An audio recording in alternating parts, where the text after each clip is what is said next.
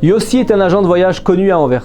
Son bureau est situé au cœur du centre des affaires, où là-bas il offre des services à des centaines de clients qu'il a accumulés par la peine qu'il s'est donnée à tous les servir de tout son être. Sa base de clients inclut des dizaines d'hommes d'affaires habitués à voyager aux quatre coins du monde et qui représentent la source principale de ses revenus de sa parnassa. Il gagne bien sa vie, mais la satisfaction de son travail, ses forces mentales et ses aptitudes personnelles diminuent peu à peu. Yossi ressent un manque et prend le temps de faire toute la lumière sur cette question.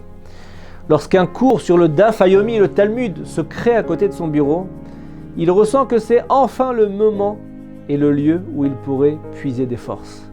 Il décide sur le moment de participer à ce cours de Daf Yomi et devient l'un des participants les plus réguliers qui vient chaque jour pour se rapprocher de Dieu, ressentir le lien avec le divin et puiser des forces d'une page de Gemara. L'après-midi, Yossi pose une petite pancarte sur sa table où il est écrit « À 13h55, chaque jour, le bureau est fermé et réouvre à 15h05. » Yossi ressent un bonheur remplir son cœur. La Torah conquiert son âme, lui donne des forces pour la suite de cette journée.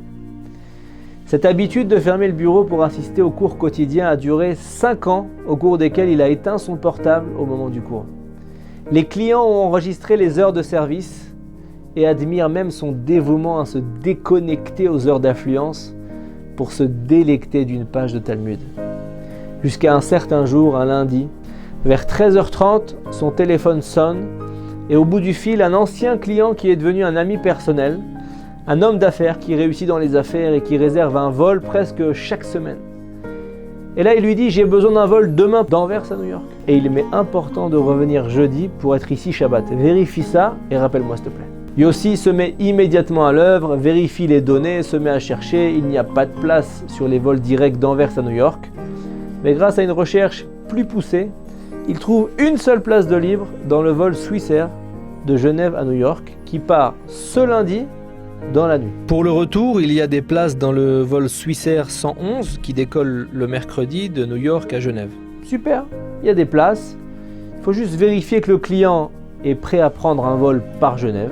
Yossi compose le numéro de l'homme d'affaires. La secrétaire lui explique que son patron est parti en rendez-vous et elle ne peut pas confirmer un vol sans lui.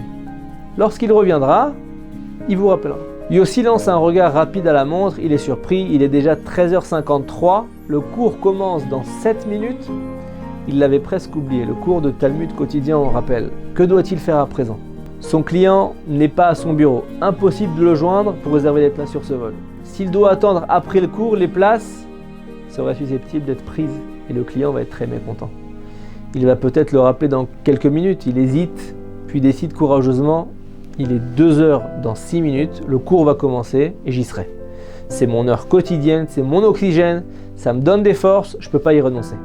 Il décide alors de laisser les soucis derrière lui, de déposer la pancarte en lettres dorées sur la table et d'éteindre son téléphone portable comme il l'avait entrepris depuis déjà quelques mois. Le cours commence maintenant et j'espère que mon client va s'armer de patience. Le cours l'enchante, les propos sont doux comme le miel, la page de Talmud est claire, compréhensible, il a du plaisir. C'est vraiment son oxygène pour son âme. Il est heureux au moment de rallumer son téléphone portable. 7 messages sur la boîte vocale l'attendent, 17 appels en absence. Il regarde l'écran, il n'a jamais eu une telle chose. Il est tendu, il regarde les noms des appels, il découvre que tous les appels sont du même client qui attend une réponse pour son vol vers New York. Il est apparemment très tendu, ce qui transparaît également dans les messages vocaux qu'il a laissés du type « Confirme-moi le vol pour ce soir, c'est urgent. Comment s'en sortir avec ton service clientèle? Pourquoi tu réponds pas?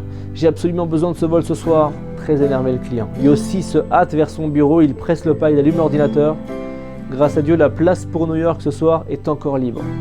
Il faut vérifier le vol du retour, mais hélas, toutes les places sont occupées. Les 215 places sont prises. Il téléphone à son client, l'homme d'affaires. Il commence déjà par une série d'excuses, mais son interlocuteur, impatient, lui coupe la parole et lui demande « Mais me l'as-tu réservé? Est-ce que je serai demain à New York et de retour ici pour Shabbat ?» Yossi bégaye, s'excuse à nouveau et tente de s'expliquer. « Je suis désolé, je peux te réserver la place pour aujourd'hui pour l'aller, mais pour le retour, il n'y a pas de place. Tout a été pris entre-temps. Soit tu reviens après Shabbat, soit on peut essayer de trouver un retour, mais par une autre ville. » Le client s'énerve. « Alors, tu sais quoi? Ne me commande pas, j'ai pas besoin de tes faveurs, j'ai pas besoin d'un tel service. Il y avait de la place pour le retour, mais comme tu n'as pas répondu pendant 1 heure, alors je ne peux pas revenir pour Shabbat, et donc je ne voyage pas ce soir. Sache que ce n'est pas du tout correct d'agir comme ça. Prends note que pour tes prochains vols, ce sera sans toi. Il est irrité, il raccroche. Il aussi est déçu. Et il se dit dommage, c'était un de mes plus gros clients. Il sait que cette heure quotidienne de limoud, d'étude de la Torah, c'est bien plus important. Qu'est-ce qu'il pouvait faire si une façon était prise? Il aussi essaye de se calmer après cette conversation difficile. Il comprend que la parnassa, la subsistance, elle vient du ciel.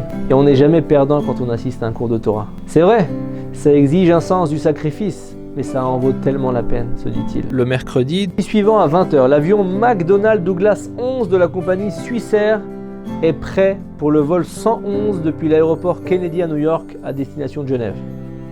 Il reste quelques minutes avant que les 215 passagers prévus ne prennent place dans l'avion. Et comme prévu, il n'y a aucune place de libre dans l'avion. À 20h18 heure locale, le pilote reçoit l'autorisation de décoller. À 21h14, moins d'une heure après le décollage, les pilotes envoient un signe de détresse. Ils reçoivent des instructions du poste de pilotage. Mais rapidement, le lien est coupé. Et une grande angoisse s'infiltre dans les cœurs. Au bout d'un quart d'heure, à 21h31, l'avion s'écrase en pleine mer, à une distance de 8 km de l'est du Canada, devant des témoins stupéfaits et bouleversés par cette terrible tragédie aérienne. Moins d'un quart d'heure plus tard, toutes les agences de voyage dans le monde reçoivent un message court et dramatique. Le vol Swissair 111 de New York à Genève s'est écrasé. Les 215 passagers, les 14 membres de l'équipage sont tous morts. Yossi ouvre l'ordinateur, découvre le message et il se remémore alors quelque chose. Il connaît quelqu'un sur ce vol, le vol 111 Swissair. C'est qui ça? Il se souvient s'être renseigné sur ce vol. Sa respiration est saccadée. A-t-il un client décédé sur ce vol? Son cœur se resserre un instant jusqu'à ce qu'il se remémore, mais non, le client n'a pas pris ce vol. Le client a manqué son vol car Yossi était au courant lorsque les dernières places ont été prises. Il se hâte de transférer le message dramatique à son client et ajoute quelques mots. Car la Torah est notre vie. Ki hem chayenu. 10 minutes s'écoulent jusqu'à ce que le client, l'homme d'affaires en cravate, se présente directement à son bureau et le prenne chaleureusement dans les bras. Merci d'avoir insisté pour assister à ton cours de Daf Yomi, de Talmud, dit-il, les larmes aux yeux. Ton cours m'a sauvé la vie. Et avant Shabbat, Yossi reçoit un magnifique gâteau à la crème sur lequel est inscrite la phrase suivante. Merci pour la vie.